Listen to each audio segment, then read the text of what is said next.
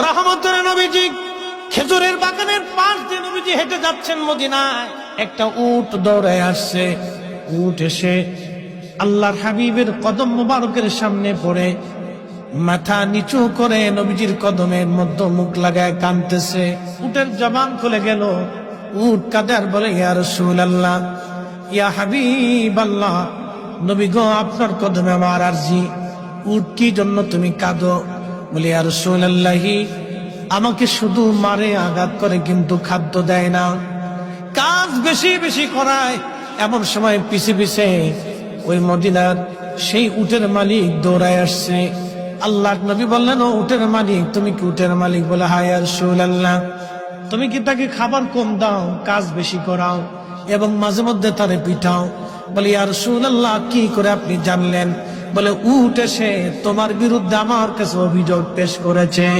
একবার জোরে বলা যাবে কি আল্লাহু আকবার। বিশ্ববিখ্যাত আল্লাহর একজন ওলি ছিলেন, তার নাম হযরত মালিক ইবনে দিনার আল ইরাকি আল বসরি রাহমাতুল্লাহ আলাইহি। হযরত মালিক ইবনে দিনার তিনি প্রত্যেক বছরে মক্কায় হজ করার জন্য ইরাকের বসরা থেকে আসতেন। এক বছর তিনি হজে আসলেন, হজ শেষ করলেন। হজ শেষ করার পরে আল্লাহর দরবারে দোয়া করলেন, আল্লাহ, আপনি দয়া করে আমাকে জানান কার হজ হলো, কার হজ হলো না। আপনি দয়া করে আমাকে একটু জানান আল্লাহ। উনি দোয়া করলেন, কান্নাকাটি করলেন, আল্লাহ, এত মানুষ হজে আসলো, কিন্তু দোয়া কবুল হলো কি হলো না জানা নাই। আল্লাহ রাব্বুল আলামিন রাত্রিবেলা হযরত মালিক ইবনে দিনারকে স্বপ্ন দেখাইলেন, মালিক রে, সবার হজ আমি আল্লাহ কবুল করেছি, সবার জীবনের গুনাহ আমি আল্লাহ মাফ করে দিয়েছি, কিন্তু একজন মানুষের দোয়া এবং একজন মানুষের হজ আমি আল্লাহ কবুল করি নাই, এবং একজন মানুষকে আমি আল্লাহ ক্ষমা করি নাই।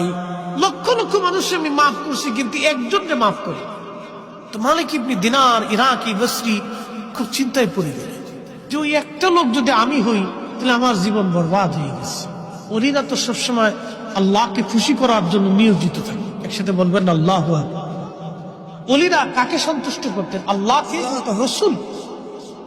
ওলিদের কাজই ছিল আল্লাহ তার রসুলকে খুশি করা। কত পদ্ধতি দিয়ে